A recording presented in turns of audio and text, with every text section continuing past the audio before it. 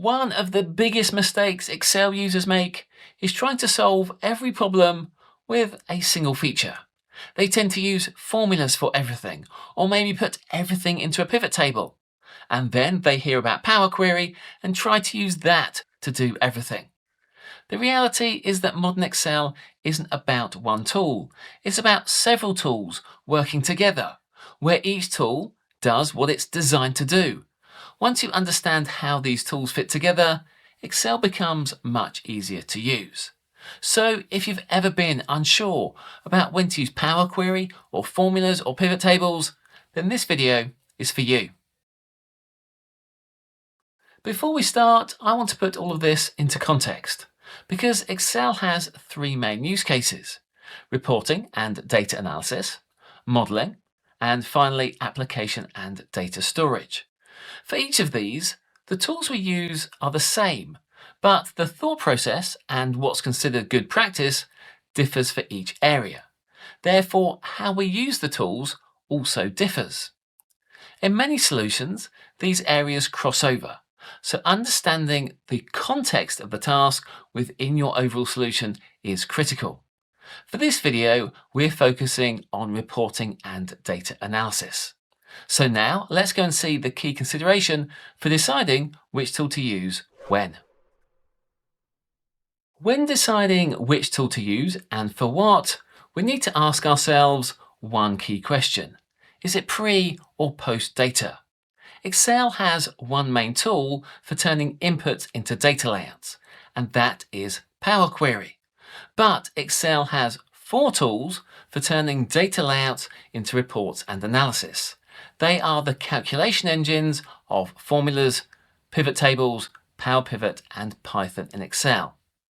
Now, Power Query is not a calculation engine. It's an ETL tool, which stands for Extract, Transform, and Load. Its job is to take inputs from different sources in different shapes and different sizes and to turn it into a data layout which is ready for analysis. Once that's done, the analysis is then performed by one of the four calculation engines. So whether the action is pre or post data determines which tools we use. If data is the point at which we switch between different tools, we really need to understand what data is. In its lowest form of efficiency, we're thinking about first normal form. If you've never heard of this term before, we covered this in a previous video. But in simple terms, data held in first normal form meets four rules. Firstly, all elements must be single valued, which means all values in a column must contain a single value. Secondly, columns must hold the same type and kind of values, which means in a single column we don't mix text and numbers, which are different data types, and we don't mix things like units and weights, which are different kinds of values. Thirdly, column names must be unique. With data, columns are referenced by their name and not by their position. Therefore, unique names are essential to return the relevant values. And fourthly, row and column order can change without losing meaning, which means sorting, grouping, and crosstab layouts are not acceptable data layouts. Power Query's purpose is to turn all of our inputs into a data layout. Now, whether you want to use a single table, or join tables together in a data model, or work with disconnected tables, that will depend on which calculation engine you're using and the output that you want to get.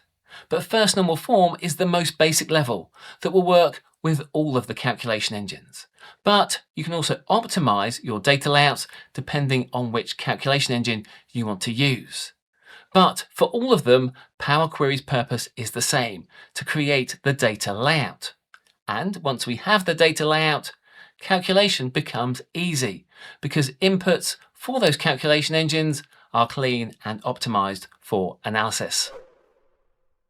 The next piece to understand is the difference between refresh and calculation. The purpose of a calculation engine is to instantly respond when values change. As a cell changes or a slicer is clicked, the new values calculate instantly and update the visualizations in the forms of tables or charts. A calculation engine doesn't change the data. It changes the calculation parameters used on the data. But refresh occurs when we need to bring in new input. Therefore, refresh does change the data.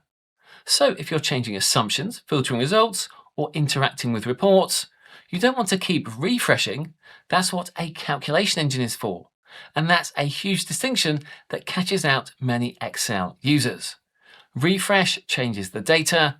Calculation changes the parameters used to return the values from the data. I often get comments on my YouTube videos, such as, why not just do it all in Power Query? Or, I prefer to use formulas for this. But the thing is that it's not about one or the other. Let's take filtering as an example. During data preparation in Power Query, you may need to filter to ensure only the required values are included in the data layout. During calculation with formulas or pivot tables, for example, you may also need to filter to ensure only the required values are included in the visualization. It's the same action, it's still a filter, but the context of the action occurs at different parts in the workflow, pre or post data. Therefore, you need to filter in both places. So don't focus on the action, but understand where the action fits within the overall workflow. If this video has made you rethink about how you use different features in Excel, then why not subscribe and get notifications so you don't miss any of our future videos? Or if you're already doing this, why not share this video with somebody else so that they can get the benefit of structuring their workbooks the right way? Thanks for watching, and I'll catch you next time.